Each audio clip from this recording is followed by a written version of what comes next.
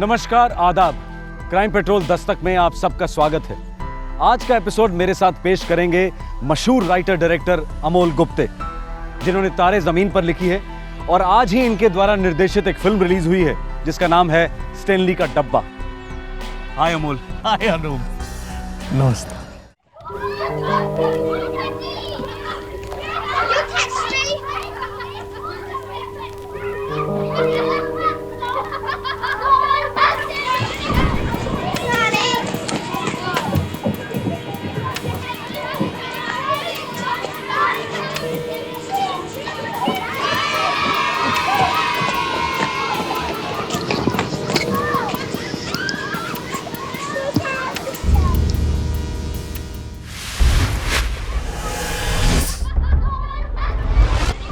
बहुत आसान है बच्चों की मासूमियत का फ़ायदा उठाना। कोई भी गैर मर्द औरत उन्हें फुसला सकते हैं एक टॉफ़ी के ज़रिए, एक चॉकलेट के ज़रिए।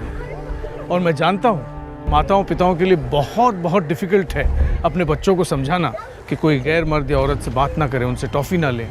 लेकिन अगर आप समझाएंगे नहीं तो इससे बड़ा वाक़या हो सकता है, जैसे मुंबई शहर में हुआ था।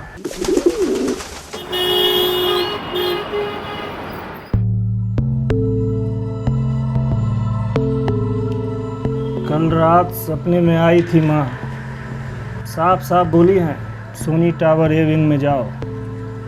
एक बच्चा है, नाम है अनमोल मेहता। ये जो बच्चा है जादू की छड़ी है, तकदीर बदल देगा अपनी।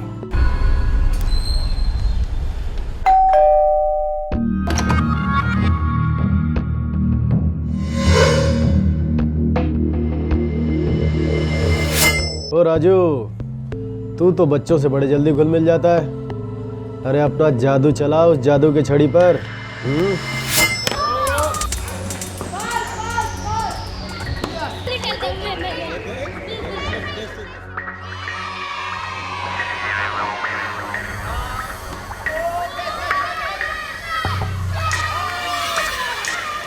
अरे यार, तुम धोनी के रिश्तेदार हो क्या? नहीं अंकल। लेकिन तुम सेम टू सेम उसके जैसे दिखते हो और तो तुम सेम टू सेम उसके जैसे खेलते भी हो। हाँ, क्या फोरआर्म से तुम्हारी है ना। तुम्हें चॉकलेट मिली? मैं तुम्हें देता हूं, ले लो। Thank you uncle. अंकल आज से आपका नाम चॉकलेट अंकल। देख राजू, तो बच्चे को बहला फुसला कर बाहर लाना। बिल्डिंग के बाहर जो रिक्शा स्टैंड है वहाँ पर मैं और प्रवेश तेरा इंतजार कर रहे होंगे। तो बच्चा हमें सौंप कर वहाँ से गायब हो जाना। आगे का हम लोग संभाल लेंगे, समझा? ये बच्चा हमारे बुरे दिन गायब कर देगा, हमें माला माल कर देगा। कल ही फुल एंड फाइनल कर देते हैं।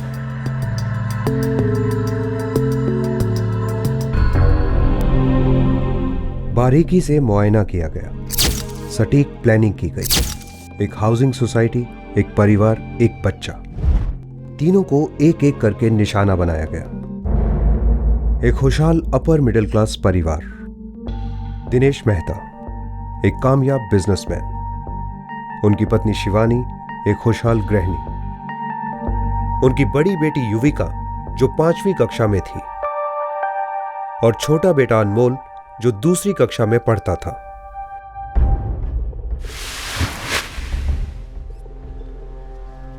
अप्रैल 2011 रोज की तरह युविका, अनमोल और सोसाइटी के बाकी बच्चे कंपाउंड में खेल रहे थे। बच्चे यहां रोज शाम को खेलते थे, बिना किसी डर के, बिना किसी फिक्र के। माँ बाप निश्चिंत होकर अपने अपने काम में मगन रहते थे। लेकिन ये शाम रोज की तरह नहीं थी, ये अलग थी। Zero, zero, zero, zero, zero, ये।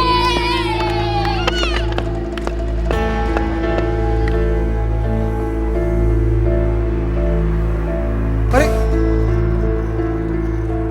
क्या हुआ जूनियर धोनी? हाँ, 0 पे आउट। अरे तो क्या हुआ मेरे हीरो? मुझे पता है कि तो सेकेंड इनिंग्स में ना जरूर सेंचुरी मारेगा। ये ले, तो ना पहले से अपना मुंह मीठा कर ले। अरे देखो धोनी, ये तो खेल है ना, इसमें आउट और नॉट आउट तो होता रहता है। और हाँ, जब तक सेंचुरी नहीं बनाना ना तब तक घर नहीं जाना। बताली?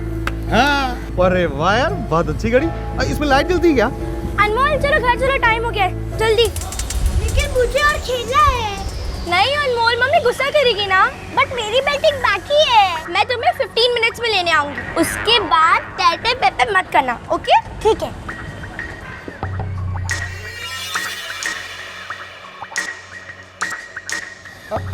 धोनी अपना जरा बैट दिखाओ तुम। अब समझा मैं, गड़बड़ी ना तुम्हारे खेल में नहीं, गड़बड़ी इस बैट में। अब तुम्हें ना एकदम नया बैट चाहिए, और जानते हो कौन सा? धोनी वाला। आपके पास है ना? है मेरे पास, मेरी कार में है। चलो लेके आएगी। चलो हाँ, चलो चलो चलो चलो।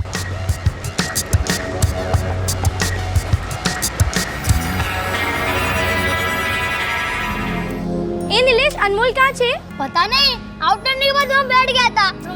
अनमोल, अनमोल, ये अनमोल कहाँ गया? अनमोल, अनमोल, अनमोल, अनमोल, अनमोल, अनमोल, अनमोल, अनमोल। अंकल, कहाँ है आपकी कार और कितने बैट हैं आपके पास? बस मेरी कार ये पास में है और उसमें बहुत सारे बैट हैं। तुम देखोगे ना तो खुश हो जाओगे। हाँ,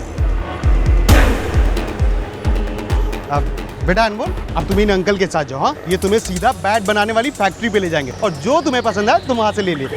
हाँ, एकदम फ्री। संभाल, तुम टेंशन मत लो राजू। आइए सर जी।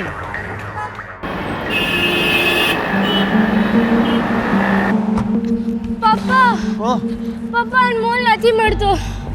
होगा यहीं कहीं बेटा, खेल रहा होगा चोर पुलिस। हाँ, कहाँ जाएगा? 1 घंटे से ढूंढ रही हूँ, पूरी सोसाइटी में देखा, सबसे पूछा, फिर भी कहीं नहीं मिल रहा है।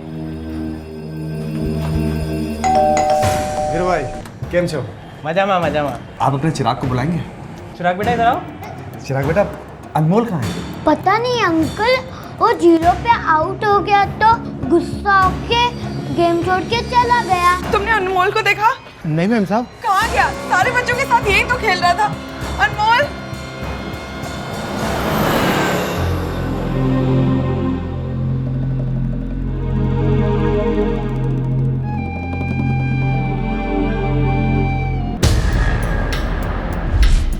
अनमोल के माता पिता ने आस पड़ोस की हर जगह पर अनमोल को ढूंढा, पर अनमोल का कुछ पता नहीं चला। अनमोल के पिता ने तुरंत पुलिस को खबर की। मैंने उससे कहा था कि मैं तुम्हें 15 मिनट में लेने आऊंगी, पर जब मैं उसे लेने गई तो वो बात था ही नहीं। बेटा, आप ठीक से याद करने की कोशिश करो। जब आप घर जा रहे थे तो अनमोल वहीं बैठा था? हाँ। कुछ अजीब सा लगा आपको? कुछ भी? उसके हाथ में कुछ था। क्या? शायद चॉकलेट। वो चॉकलेट वाले अंकल कौन थे बच्चा लोग? जो चॉकलेट दे रहे, वो चॉकलेट अंकल थे। सिर्फ वो चॉकलेट नहीं देते थे हमें, जब हमारी बॉल खो गई थी तब उन्हें हमें नई बॉल ला कर दी थी। Very good. हमको नहीं पता साहब कुछ भी। फिर वो यहाँ कैसे था? साहब वो यहीं रहता था और बच्चों के साथ खेलता था। हमको लगा यहीं कहीं फ्लैट में किसी के घर काम करता होगा, इसलिए तुमने चेक करना जरूरी नहीं समझा? गलती हो गया साहब, आइंदा ध्यान रखूंगा। मिस्टर दिनेश, अब आपका फ़ोन अंडर सर्विलेंस है। दिनेश जी, आपकी बिजनेस में किसी से कोई दुश्मनी, किसी पर कोई शक हो आपको? नहीं। देखिए, मैं थोड़ा इंतज़ार करना पड़ेगा। अगर किडनैपिंग का मामला हुआ तो कोई ना कोई संदेशा ज़रूर आएगा। लेकिन तब तक क्या ऐसे ही बैठे रहेंगे? कुछ करेंगे नहीं? कुछ नहीं? जी नहीं, तलाश जारी रहेगी। देखिए सर, किडनैपिंग का केस मालूम होता है, वो आपको बहुत जल्द कांटेक्ट करेंगे।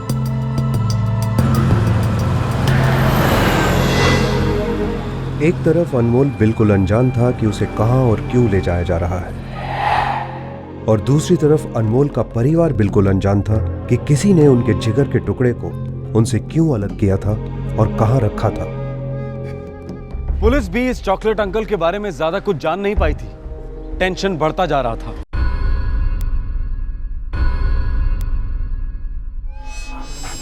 Good. Smell good. Smell. Good one. Move.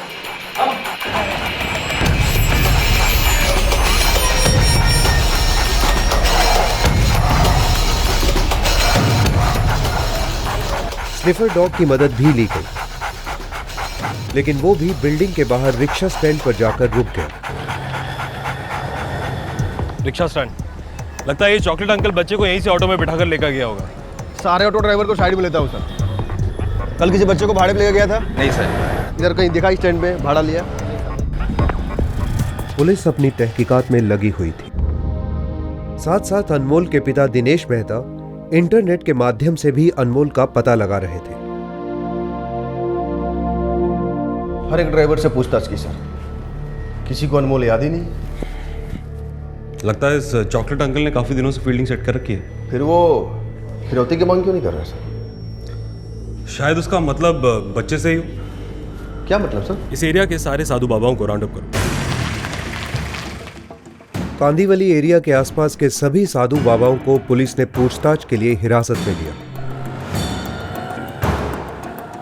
Mumbai के कई होटल्स और इंडस्ट्रियल एरियाज में पुलिस ने छापे मारे, पर अनमोल या अपहरणकर्ताओं के बारे में कोई खबर नहीं मिल रही थी। दूसरी तरफ एक बाप अपने बेटे के लिए वो हर मुमकिन कोशिश कर रहा था जो वो कर सकता था।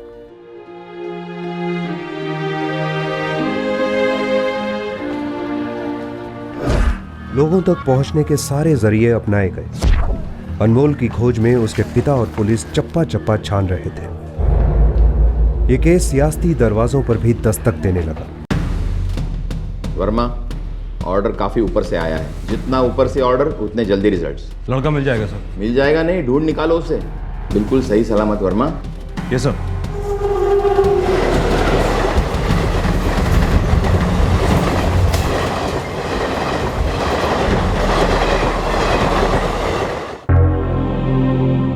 अरे तो चॉकलेट अंकल की कार्टून है। हाँ साहब, ये वही है।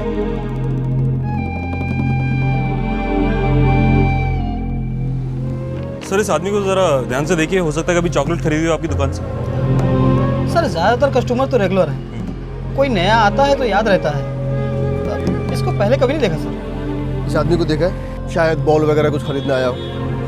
नहीं साहब, इधर आया नहीं। यहाँ आया ना, आपको बताऊंगा नहीं, इधर ही दफन कर दूंगा। रिलैक्स, आएगा तो फोन करो। इस आदमी को देखा है आपने कभी? नहीं साहब, मैंने इस आदमी को कभी नहीं देखा। पक्का?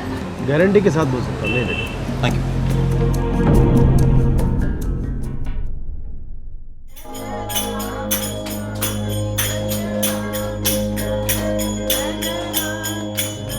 मेहता परिवार का दर्द अब जनता का दर्द हो गया था। सारा इलाका बच्चे की वापसी के लिए ईश्वर से फरियाद कर रहा था।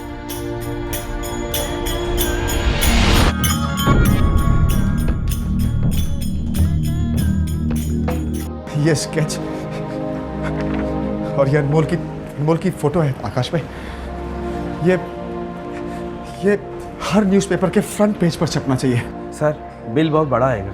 मेरे बच्चे से बढ़कर तो नहीं आएगा ना आकाश भाई। मेरा सब कुछ बिक जाए, मैं वापस कमा लूंगा, लेकिन अगर अनमोल गया तो क्या करूंगा मैं? सर भिखारियों के सारे सरदारों को अंदर लेके काफी तोड़ा, कुछ नहीं निकला सर। फिरौती के लिए कोई कॉल भी नहीं आया। जादव, ये लोग साले चाहते क्या हैं? 14 अप्रैल 2011 अनमोल को गायब हुए 8 दिन बीत चुके थे। 8 रातें बीत चुकी थी, लेकिन पुलिस को अब तक कोई खबर नहीं मिली थी। दिन रात मेहनत करने के बावजूद ना तो अपहरणकर्ताओं का पता चला था और ना ही उनके इरादों का।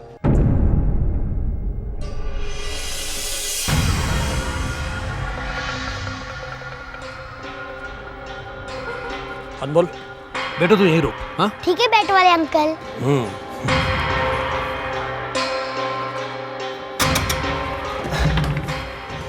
जयराम जी। हाँ जयराम जी। ये बच्चा कौन है? अनाथ है बेचारा। अनाथ है? अरे तो भाई हियाँ काहे लाए? कहीं अनाथ आश्रम ले जाओ ना। अरे वक्त आने पर इसे सही जगह पर पहुंचा दूंगा, अभी फिलहाल यहीं रहेगा हमारे साथ। पर हियाँ कैसे रहेगा? अरे यहाँ नहीं, वो नदी किनारे तुम्हारी कुटिया है ना, हाँ। उसमें। लाओ चाबी दो।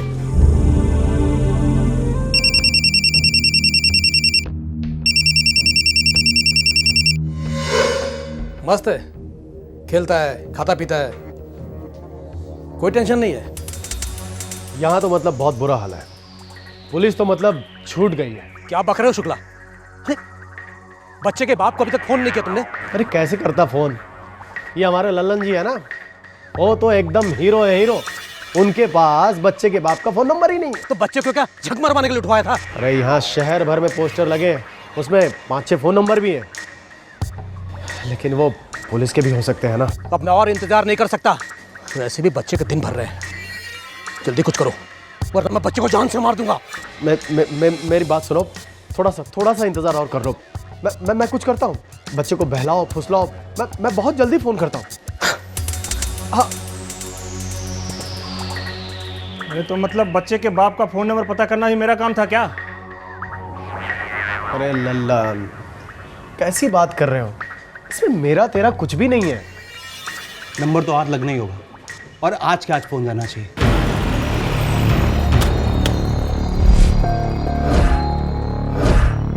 अगले दिन अपहरणकर्ताओं को अखबारों में छपे इश्तेहार से अनमोल के पिता का फोन नंबर मिल गया।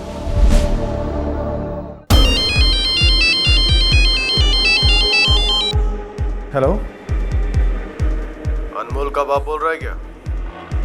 हाँ, मैं बोल रहा हूँ। हाँ, आप कौन बोल रहे हैं? 1 करोड़। हाँ, आप ले जाइए, आप अभी ले जाइए। लेकिन मेरे अनमोल को, मेरा अनमोल कैसा है?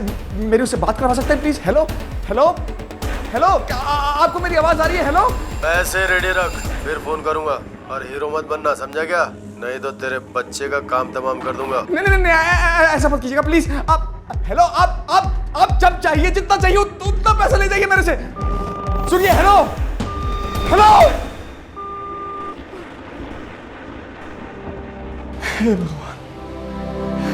हे भगवान, मेरे अनमोल को मेरे पास वापस भेज दो।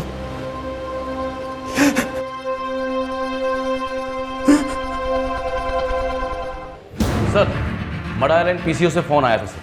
Mud island?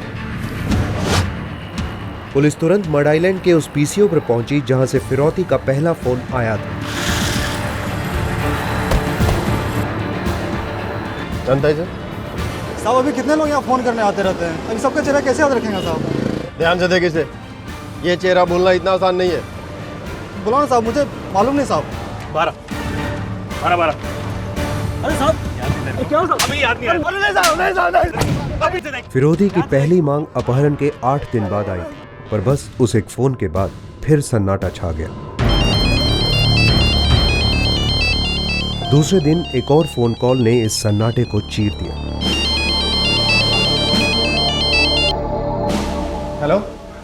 हेलो, पैसे रेडी है? हाँ, पैसे तो कल से रेडी है। आप बोलिए कहाँ लेकर आना है, और आप मेरे अनमोल को साथ लाएंगे ना? तुम पुलिस को साथ लाओगे क्या? नहीं, मैं सिर्फ पैसा लेकर आऊंगा। आप मेरा विश्वास कीजिए। आप मेरे बच्चे से एक बार मेरी बात करवा सकते हैं प्लीज? ले बात कर। हाँ, हेलो अनमोल। हाँ बेटा, मैं बोल रहा हूँ, पापा बोल रहा हूँ बेटा। पापा, मम्मी, मुझे यहाँ से ले जाओ, मुझे डर लग रहा है। नहीं बेटा, डरना मत बेटा। पापा सब ठीक कर देंगे। एक मिनट, मम्मी से बात कर बेटा, 1 सेकंड। हेलो, बात क्यों नहीं कराई मेरी अनमोल से? मुझे नहीं लगता कि ये हमारा अनमोल था। ये उसकी आवाज नहीं थी शिवानी। अनमोल नहीं था? शिवानी, जब पानी लेकर बेटा। शिवानी। सर, चिपलून रत्नागिरी से फोन आया था, लेकिन नंबर मुंबई का है सर, डाइवर्ट किया गया है। क्या नंबर है? सर नंबर है 98679। फोन कंपनी को फोन लगाओ और पता करो कि नंबर किसके नाम पर। मोबाइल कंपनी के द्वारा नंबर की रजिस्ट्रेशन का पता चल गया। नंबर सतीश कुमार शुक्ला का था।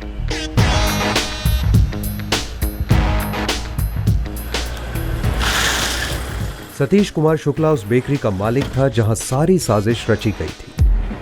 शुक्ला का अंदर है। आप कौन? इसका बाप। शुक्ला जी, बच्चा कहाँ है? बच्चा? आप लोग कौन है? आप लोग किस बच्चे की बात कर रहे हैं? आप लोग यही बताएंगे कि थाने चलकर बताएंगे? देखिए, मेरे यहाँ काम करने वाले लड़के जो मेरी डिलीवरी करते हैं, नाम बोल। परवेज खान और राजू। तो इन दोनों ने उठाया बच्चे को? जी। यही बच्चा क्यों?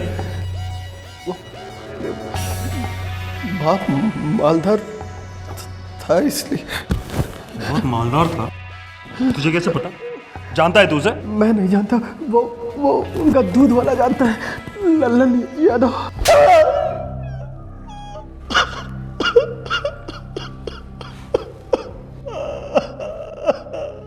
कहाँ है बच्चा?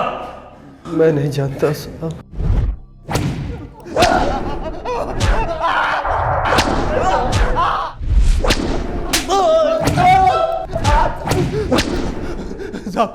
साहब हमें कुछ साहब हमारे काम बच्चे को घर से उठाकर सूरज सिंह तक पहुंचाने का था। साहब अब बच्चा सूरज सिंह के पास में। सूरज सिंह का है? पता तो नहीं साहब, सिर्फ फोन पे बात करता है।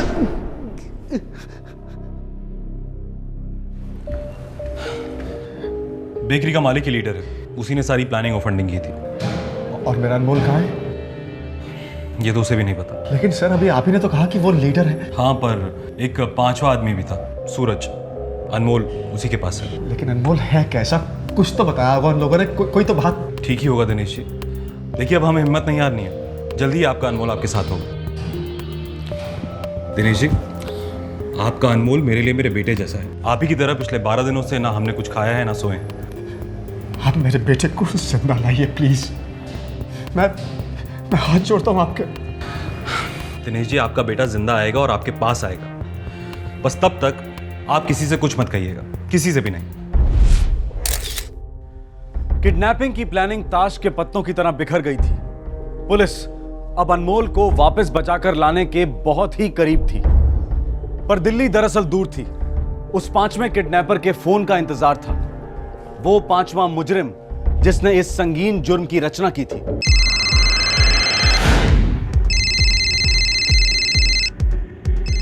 उठ, पढ़ो। चले, बात कर। तो जितना बोला है उतना ही बोल, एक भी शब्द कम ज्यादा बोला तो साले यहीं ठोक देंगे। हाँ सूरज। शुक्ला जी, मैं पिल्ले की आयागिरी करते करते पक चुका हूँ। सुना आपने? बोलो इसके बाप से कि मेरी तनख्वाह तुरंत दे दे, वरना साले को ले जाकर नदी में डूबूंगा। सूरज, उसके बाप से बात हो चुकी है, वो शाम को माल लेकर आ रहा है, कल सुबह तक तुम्हारा हिस्सा मिल जाएगा। कहाँ लेकर आ रहा है नोट? दहीसर। अरे दहीसर कोई रुमाल के साइज का क्या शुक्ला जी? दहीसर स्टेशन। कितना नोट लेके आ रहा है? खोखा पूरा 1 करोड़, इतने की ही बात हुई थी ना। अरे 2 मांगने का था ना शुक्ला जी। अब जितना बोला था वो उतना लेकर आ रहा है। 2 मांगो, 2 लेकर आएगा। नहीं, वो देर हो जाएगी ना, इसलिए। ठीक है, साला किसी और बच्चे को उठा लेंगे। कल सुबह मैं तुम्हारे फोन का इंतजार करूंगा। तुम मुझे उधर से हरी झंडी दिखाना, इधर मैं लाल झंडी फहरा दूंगा। अच्छा सर, हंडिया गांव, जिला इलाहाबाद। चांद पे भी छुपा होगा तो वहां से भी ढूंढ निकालेंगे इसको। चलो जादव।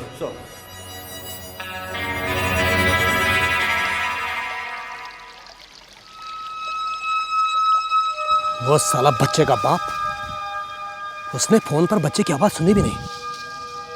हाँ, या फिर सुनी होगी और समझ गया होगा कि बच्चा उसका नहीं है। गड़बड़ है, जरूर कुछ गड़बड़ है। अगर मेरी टीम को एसटीएफ का बैकअप मिलेगा तो बहुत अच्छा होगा। Oh good, thank you. STF की क्रैक कमांडो टीम तुम्हारे बैकअप के लिए तैयार है। उस लड़के को वापस ले आओ वर्मा, वो लड़का अब हम सबका लड़का है। Yes sir. उसी दिन मुंबई पुलिस की टीम इलाहाबाद के लिए रवाना हुई। बैट वाले अंकल, मेरे पापा मुझे कब ले आएंगे? बेटे, मैं तुझे खुद मुंबई लेकर जाऊंगा। हम मुंबई कब जाएंगे? कल सुबह हम मुंबई पहुंच जाएंगे। यस।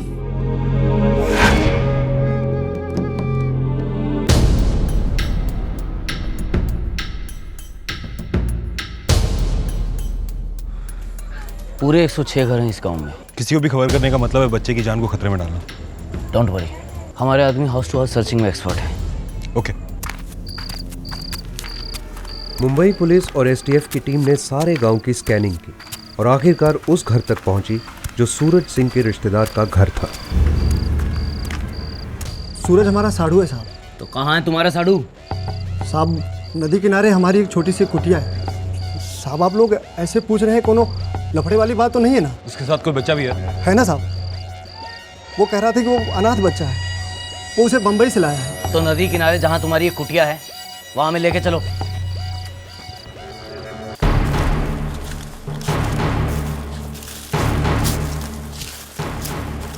जिस झोपड़ी में सूरज ने अनमोल को छुपा कर रखा था वो जंगल के काफी अंदर थी।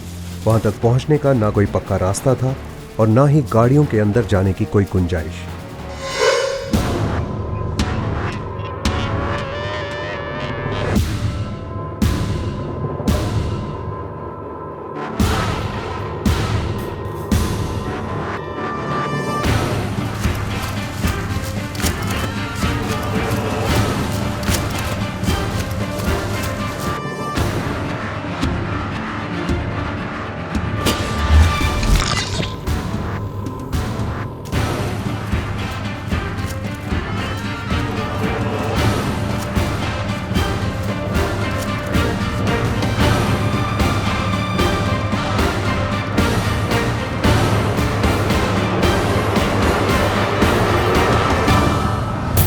साहब वो रहा हमारी झोपड़ी।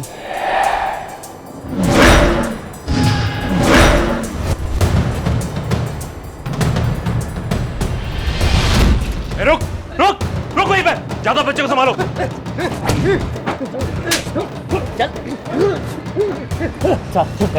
बाहर लेके चलो, बाहर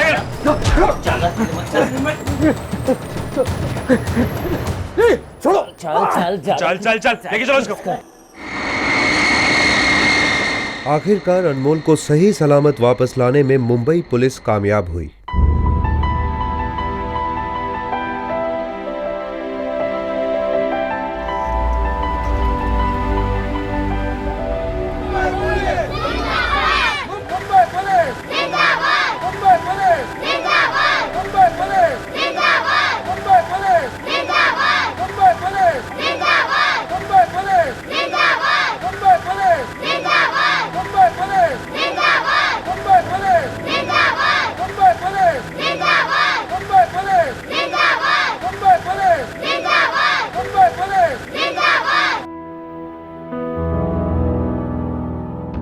एक बेकरी का मालिक, उसके 2 डिलीवरी बॉयज, एक दूध वाला और एक रिक्शा ड्राइवर, ये सभी एक बच्चे की जान को दांव पर लगाकर अपनी जेबें भरना चाहते थे, पर मुंबई पुलिस ने उनके इरादे नाकाम कर दिए। चॉकलेट अंकल को बच्चों का दिल और उनका भरोसा जीतने में ज्यादा वक्त नहीं लगता, और माँ बाप के नाक के नीचे से उनको अगवा करना उससे भी कम वक्त लगता है। क्राइम पेट्रोल दस्तक में आप सभी दर्शकों का एक बार फिर से स्वागत है।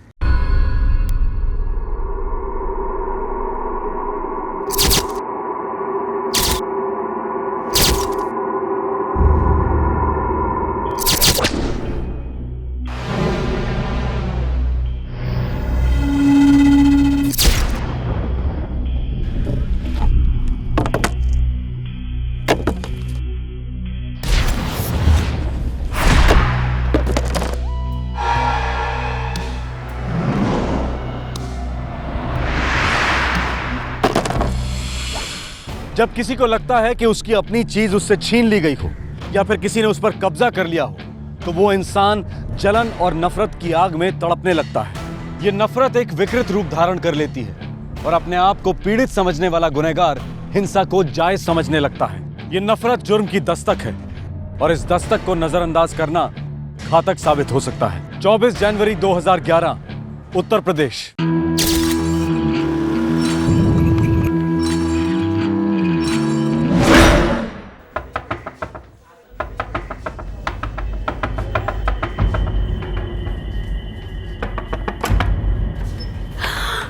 बादल सूर्य, ये खून!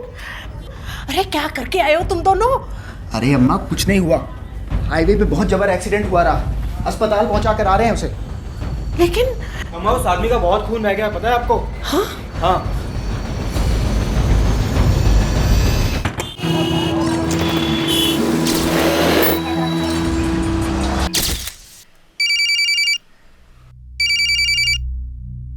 ये किसका नंबर है? हेलो, हेलो, हाँ दर्शन बोल रहे हैं? आप कौन? हम एग्जाम डिपार्टमेंट से बीजी चौधरी बोल रहे हैं। Sir 1 minute. दर्शन तुम्हारा फोन है, जल्दी आ। आ रहे हो दीदी, होल्ड करने बोलिए। सर 1 सेकंड, दर्शन आ रहा है। दर्शन, हाँ सुन, बिजली का बिल भरना मत भूलना। नहीं भूलूंगा। हेलो, हम एग्जाम डिपार्टमेंट से बीजी चौधरी बोल रहे हैं। हाँ सर, गुड इवनिंग। क्या बात है सर? अरे तुम्हारा ये बोर्ड एग्जाम के फॉर्म पर तुम्हारा फोटो नहीं है? नहीं सर, मुझे याद है, मैंने चिपकाया था। अरे भूल गए होगे या गिरगिरा गया होगा कहीं। देखो, आज हम सारे फॉर्म लेके लखनऊ जा रहे हैं। तुम्हारा नंबर भी यही फॉर्म से ही मिला हमें। थैंक यू सर, लेकिन आप क्या कर सकते हैं? अरे बिना फोटो के तुम्हारा फॉर्म रिजेक्ट हो जाएगा। हमारी गाड़ी में अभी आधा घंटा बाकी है, तुम यहीं बस स्टॉप पर आ जाओ, यहीं फोटो भी चिपका देंगे। अच्छा ठीक है सर, मैं अभी निकलता हूँ। लेकिन आप कहाँ पर हैं? ये जो आलमबाग बस स्टैंड के सामने जो लेटर बॉक्स है ना, वहीं पर है हम। और सुनो, देर मत करना। अच्छा ठीक है सर, मैं अभी निकलता हूँ। क्या हुआ भाई? दीदी, वो मेरे एग्जाम फॉर्म पर फोटो नहीं है। तो इसमें नया क्या है? हमेशा की तरह तू भूल गया होगा। दीदी, अगर मैंने आधे घंटे में फोटो नहीं चिपकाई तो मैं इस साल एग्जाम नहीं दे पाऊंगा। तो फिर जा ना। हेलो, प्रणाम पापा। खुश रहो। अच्छा बेटा दर्शन, तुम्हारे कॉलेज से किसी बीजी चौधरी नाम के टीचर का फोन आया था बेटा? हाँ पापा, वो फोटोग्राफ के बारे में ना। इतनी जरूरी बात तुम भूल कैसे गए बच्चे? जाओ जल्दी जाओ, आलमबाग बस स्टॉप पे तुम्हारा इंतजार कर रहे हैं वो। हाँ पापा, बस निकल ही रहा था। तुम्हारे पास कोई ढंग की फोटो तो है ना? हाँ पापा, है मेरे पास। अच्छा, काम पूरा होते ही फोन करना, ठीक है? इतना भुलक्कड़ है ना, सच कहती हूँ, मुझे तो ये बिल्कुल ठीक नहीं लग रहा है। क्या ठीक नहीं लग रहा? हम यहाँ, हमारे तीनों बच्चे वहाँ। बच्चे? अब बच्चे कहाँ रहे वो? अच्छी खासी देखभाल कर लेते हैं, अपनी भी और एक दूसरे की भी। यहाँ पे भी तो हो सकती है ना, वो भी अच्छे से। लेकिन आप है कि सुनते ही नहीं, अपनी मन के किए जाते हैं। यहाँ कॉलेज है, नौकरियां हैं। दर्शन की माँ, वहाँ हमारे बच्चों के सामने पूरी दुनिया खुली पड़ी है समेटने के लिए। तुम क्यों परेशान होती हो? अच्छा ही होगा इन तीनों का। इलाहाबाद स्टेशन के लिए बस 4:15 पर छूटेगी। मनोज कुमार यूपी 9714 के ड्राइवर जल्दी से जल्दी टिकट ऑफिस में आ जाए।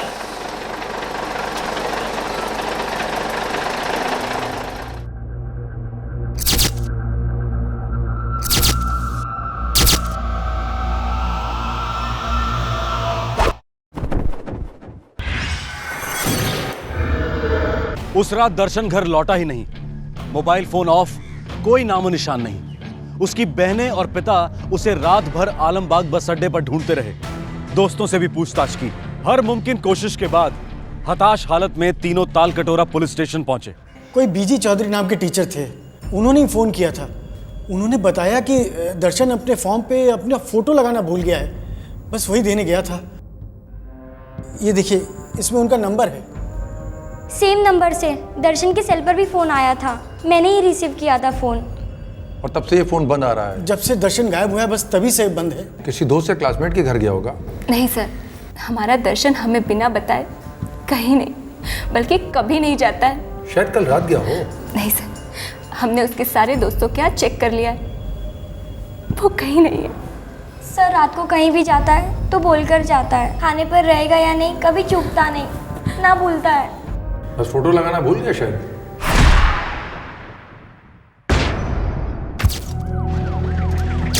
पुलिस उसी वक्त दर्शन के स्कूल पहुंची।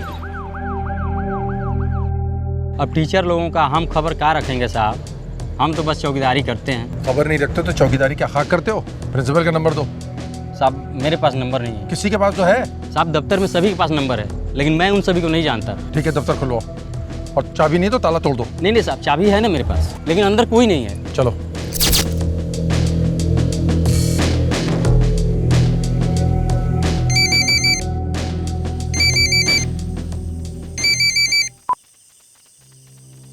हेलो। हेलो, प्रिंसिपल साहब। हाँ, मैं सिंह बोल रहा हूँ। आप कौन? पुलिस। बात क्या है? कुछ हुआ है क्या? आपसे एक अर्जेंट बात करनी है, फौरन मिलिए। देखिए, सबसे पहली बात, बिना फोटोग्राफ के फॉर्म पैक होता ही नहीं है, 2-2 बार चेकिंग होती है। जैसा बीजी चौधरी टीचर ने कहा, पैक होने के बाद भी तो फोटो गिर सकता है। वो कह रहे थे कि फॉर्म उनके हाथ में थे। बिल्कुल गलत बात है। पिछले हफ्ते ही सारे फॉर्म्स यूपी बोर्ड के ऑफिस को डिस्पैच हो गए हैं। और दूसरी बात, स्कूल के एग्जामिनेशन डिपार्टमेंट में बीजी चौधरी नाम का कोई एम्प्लॉय है कि नहीं?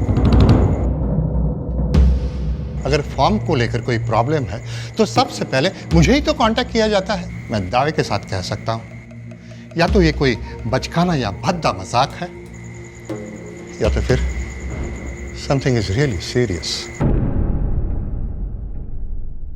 नहीं नहीं, मेरी भला किसी से क्या दुश्मनी हो सकती है? मैं तो खुद गांव के स्कूल का एक मामूली सा प्राध्यापक हूं। कभी किसी का बुरा नहीं किया तो मेरे बेटे के साथ कुछ गलत कैसे हो सकता है? नहीं नहीं, मैं नहीं मानता। रणबीर जी, फिर वही हुआ होगा जो प्रिंसिपल साहब कह रहे थे। दर्शन के दोस्त ने मजाक किया है कोई, और फिर गायब कर दिया दर्शन को बस स्टैंड से।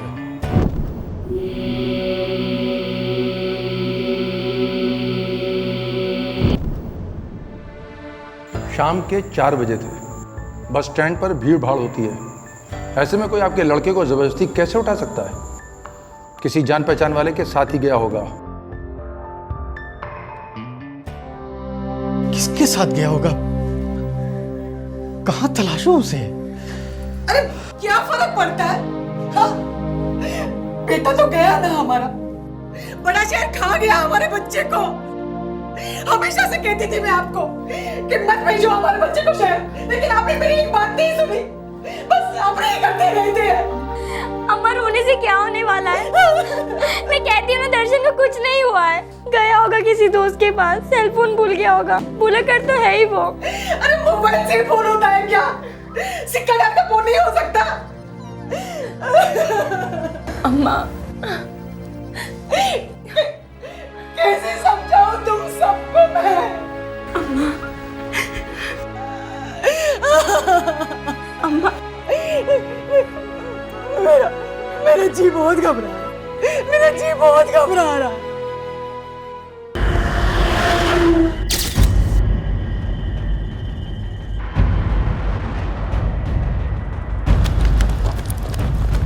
अगले दिन कानपुर रोड पर आसपास के लोगों को एक सरकटी लाश मिली।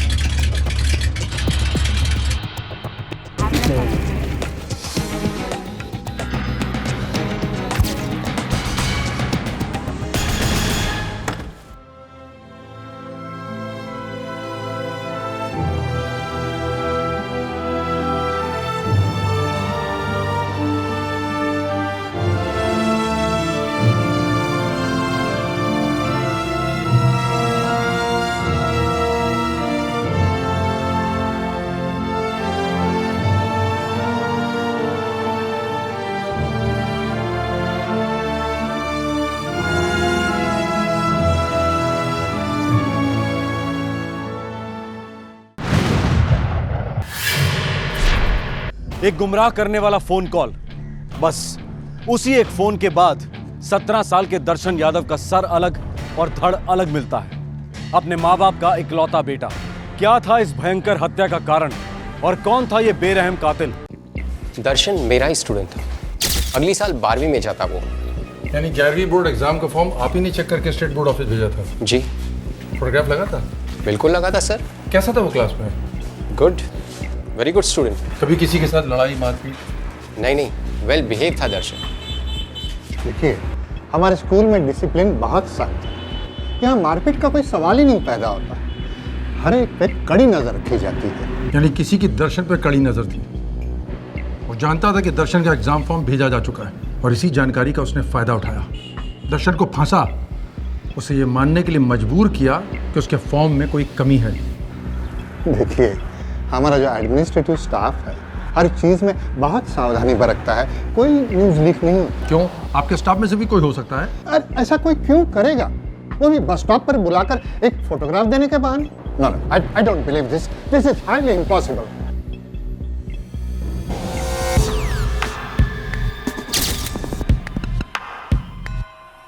उसे फ़ोन करके यहाँ धोखे से बुलाया गया होगा और फिर उसे यहाँ से कहीं और ले जाया गया होगा सर। और फिर काट करके सड़क के किनारे फेंक दिया। आधा घंटा बस स्टेशन मर्डर लोकेशन से आधे घंटे की दूरी पर है। अगर दर्शन यहाँ तक आने तक जिंदा था मतलब वो कातिल को पहचानता था सर। या हो सकता है उस पहचान वाले ने किसी गैर से पहले दर्शन को फ़ोन करवाया फिर रणवीर को, मतलब बाप बेटे दोनों को गुमराह किया। 076209868 इसी नंबर से दर्शन और उसके पिता को कॉल किया गया।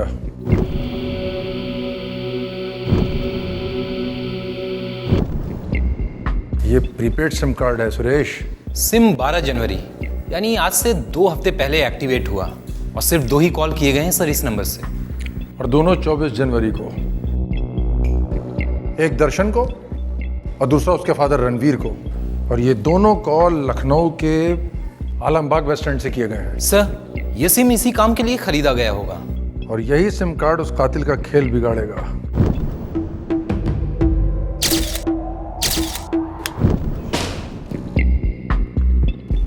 सर ये SIM card Jagdamba tele service से खरीदा गया है।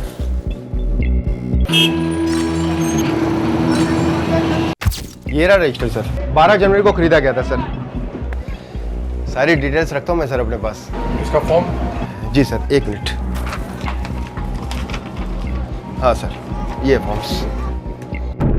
जिस मोबाइल नंबर से दर्शन को फोन आया था वो सिम कार्ड किसी सर्वेश सिंह के नाम पे खरीदा गया था और एड्रेस लखनऊ के मायापुरी इलाके का था।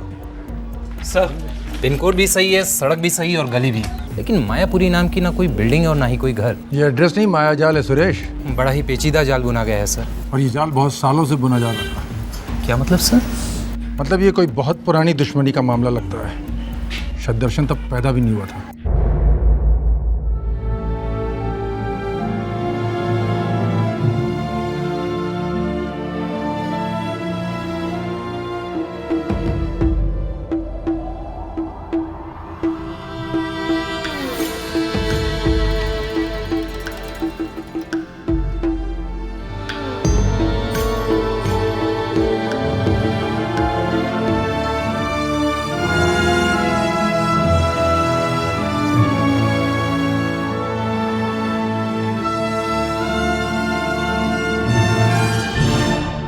सॉरी सर, हम वॉइस और बाकी की डिटेल सिर्फ तभी रिकॉर्ड करते हैं जब हमें कोई खास सर्विलेंस ऑर्डर मिले, अदरवाइज नहीं। आपकी मोबाइल कंपनी का सिम कार्ड एक झूठे एड्रेस के बलबूते पर खरीदा गया, कोई वेरिफिकेशन नहीं हुई। मतलब इस फोन के असली यूजर को ट्रेस करना इम्पॉसिबल है। नो सर, एक तरीका है सर। ऐसा है, जब भी कोई सेल एक्टिवेट होता है उस सिम के फ़ोन यानी कि इंस्ट्रूमेंट का नंबर हमारे रिकॉर्ड में आ जाता है, जिसे हम IMEI नंबर कहते हैं। शायद उस नंबर की हेल्प की वजह से आप उस आदमी तक पहुंच सके जिसने झूठा एड्रेस देके ये सिम खरीदा।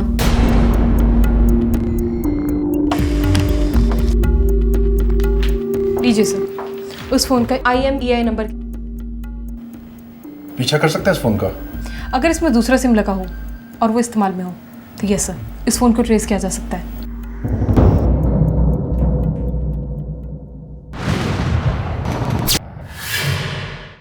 मॉडर्न टेक्नोलॉजी दो धारी तलवार है। एक तरफ जुर्म की दुनिया के लिए वरदान साबित हुई है तो दूसरी ही तरफ कानून के रखवालों के लिए रामबाण भी साबित हुई है। अब इस केस में देखिए, गुनहगारों ने गलत तरीके से सिम कार्ड हासिल करके पहली बाजी तो मार ली, लेकिन टेक्नोलॉजी उनसे 2 कदम आगे थी। कातिलों को इस बात की भनक तक नहीं थी कि उनका सेलफोन अब पुलिस के पंजे से सिर्फ एक झपट्टा दूर है।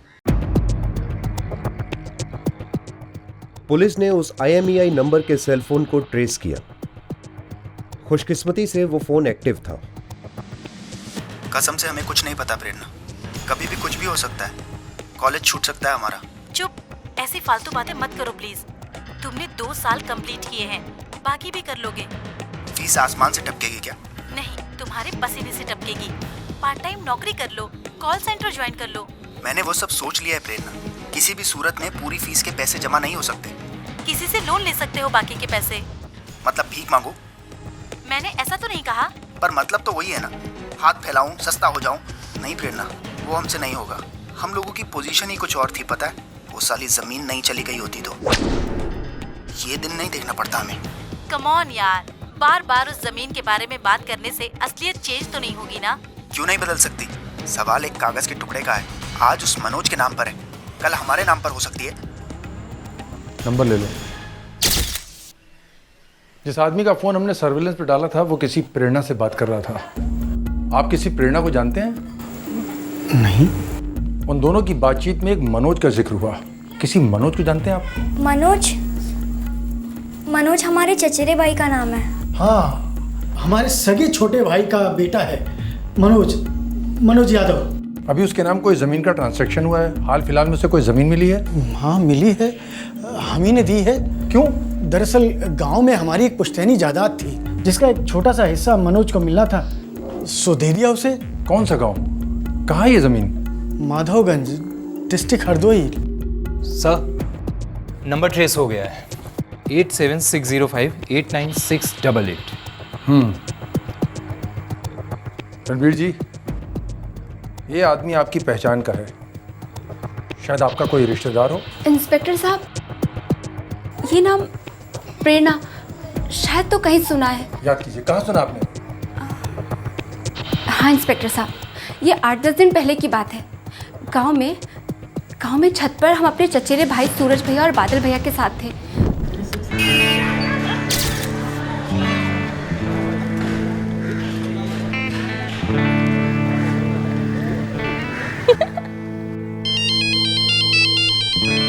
प्रेरणा? कौन है ये प्रेरणा? गर्लफ्रेंड? क्या दीदी आप भी? अरे गर्लफ्रेंड नहीं है हमारी, क्लासमेट है। हाँ प्रेरणा, हाँ हम तुम्हें 10 मिनट बाद फ़ोन करते हैं। Okay bye. अरे भैया, फ़ोन क्यों काट दिया? दिल टूट जाएगा ना बेचारी का। बात कीजिए ना OF से। अरे ओनली फ्रेंड, GF नहीं। अच्छा, बहुत मजा आ रहा तुम्हें है? चाल चलो चाल।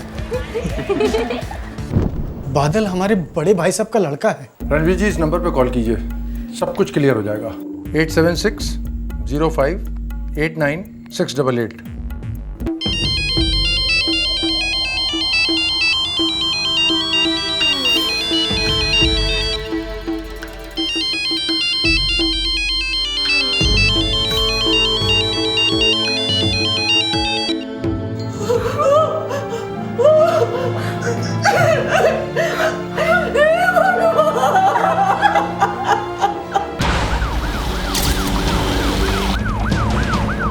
मतलब उन दोनों को यही होना चाहिए।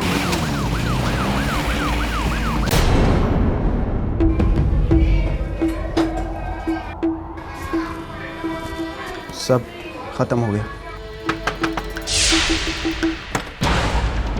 बादल और सूरज कहाँ हैं? वो तो ऊपर है। चलो। अरे कुछ बताइए तो। अरे हुआ क्या है? रुक, पकड़ उसको, पकड़ो। चल चल पकड़, साला चल। अरे क्या हो रहा है? आपके बेटे को गिरफ्तार करने आए हैं। काहे? बताओ, कौन सा पुण्य का कार्य किया तुमने? बोल।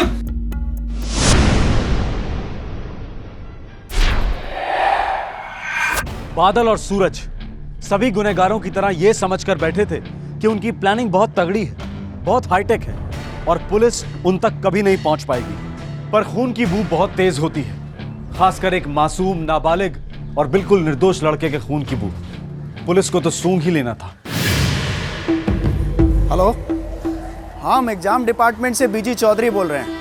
हाँ सर, गुड इवनिंग। क्या बात है सर? अरे ये बोर्ड एग्जाम के फॉर्म पर तुम्हारा फोटो नहीं लगा है? नहीं सर, मुझे याद है, मैंने चिपकाया था। अरे भूल गए होगे या गिरगिरा गया होगा कहीं। ऐसा करो, हमारी गाड़ी में अभी आधा घंटा बाकी है, तुम यहीं बस स्टॉप पर आ जाओ, यहीं फोटो भी चिपका देंगे। अच्छा ठीक है सर, मैं अभी निकलता हूँ। लेकिन आप कहाँ पर हैं? ये जो आलमबाग बस स्टैंड के सामने जो लेटर बॉक्स है ना, बस वहीं पर हैं हम। अच्छा ठीक है सर, मैं अभी निकलता हूँ। अब रणवीर चाचा को फोन लगाते हैं। परफेक्ट भैया, कभी किसी को शक नहीं होगा। हमने वो सिम झूठा एड्रेस देके हासिल किया, सिर्फ इसी काम के लिए। इलाहाबाद स्टेशन के लिए बस 4:15 पर छूटेगी।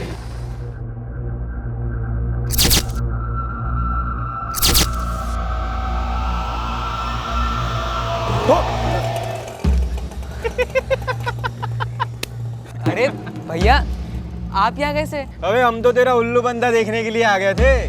फोटो लाया कि नहीं फॉर्म पे चिपकाने के लिए? आपको कैसे पता? अबे खिंचाई कर रहे थे तुम्हारी, समझा नहीं अभी तक? अरे पीजी चौधरी नाम का कोई टीचर है तुम्हारे स्कूल में? नहीं तो फिर? अबे तो तू कैसे मान गया? अबे एक नंबर का बेवकूफ और उल्लू है तू। ऐसे चुटकी बजाकर हमने तेरे को उल्लू बनाया। थैंक गॉड भैया। पता है मैं कितना डर गया था, क्योंकि मैंने तो फॉर्म पे फोटो लगाया था। अरे फोटो तो तुम्हारी ये वाली लगानी चाहिए थी, एकदम डरी डरी सहमी हुई, है ना? जरा थोड़ा रिलैक्स ना छोटे, थोड़ा स्माइल वाइल कर।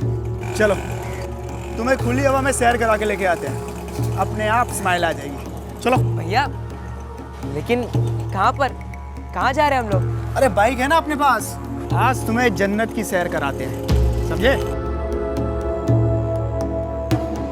चलो। अरे चल अरे चल ना।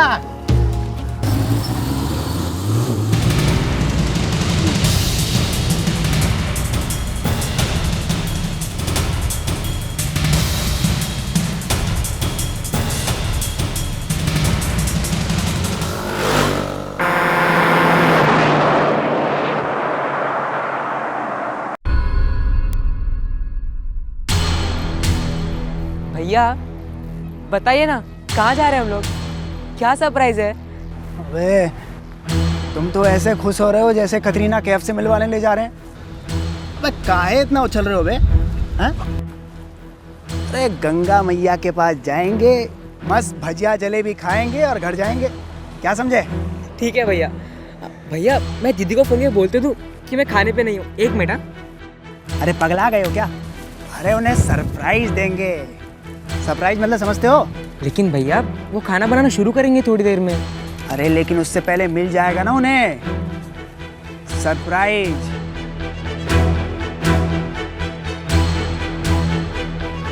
बहुत बड़ा सरप्राइज।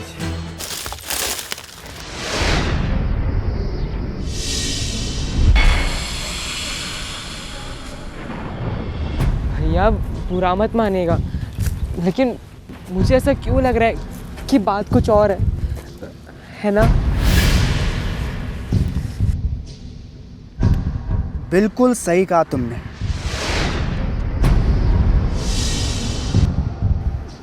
पर तुम्हारा इससे कोई लेना देना नहीं, बस इतना समझ कि आज तुम बकरे बने।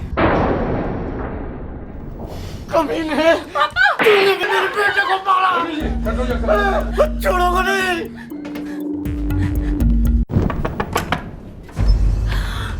बादल सूर्य, ये खून, अरे क्या करके आए हो तुम दोनों?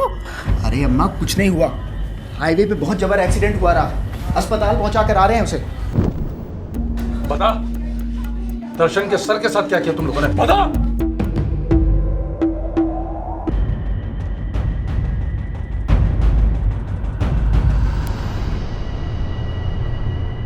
बहा दिया गंगा मैया में, ताकि बॉडी को कोई पहचान ना पाए।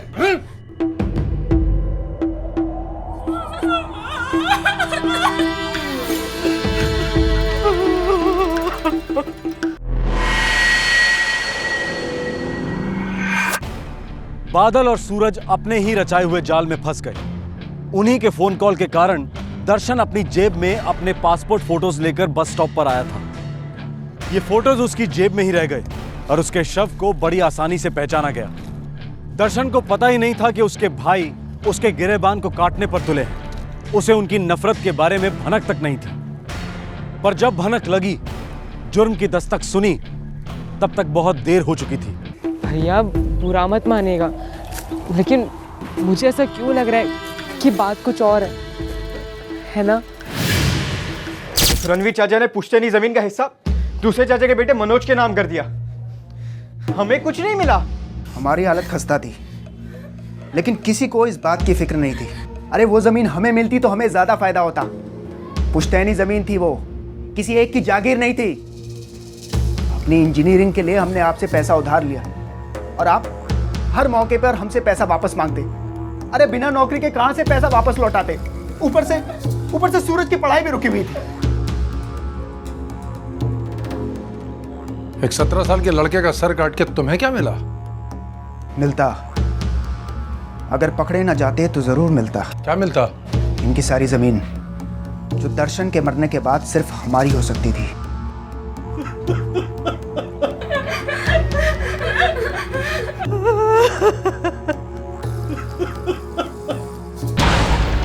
दर्शन के कटे हुए सर की तलाश पूरे 1 हफ्ता चली, पर गंगा मैया की मर्जी कुछ और ही थी। दर्शन के सर को उसने अपने अंदर ही कहीं छुपा लिया था। वो पुलिस के हाथ लगा ही नहीं।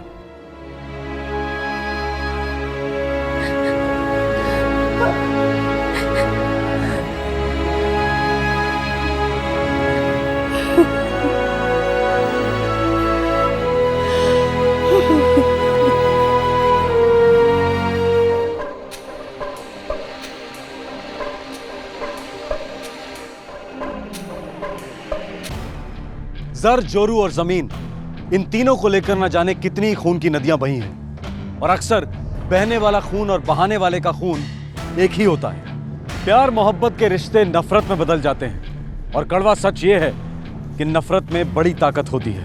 नफरत के बीज होने वाले जुर्म की दस्तक देते हैं। इन बीजों को वक्त पर पहचान कर मिटा देना बहुत जरूरी है, वरना नफरत को नासूर बनने में ज्यादा वक्त नहीं लगता और फिर अक्सर काफी देर हो चुकी होती है।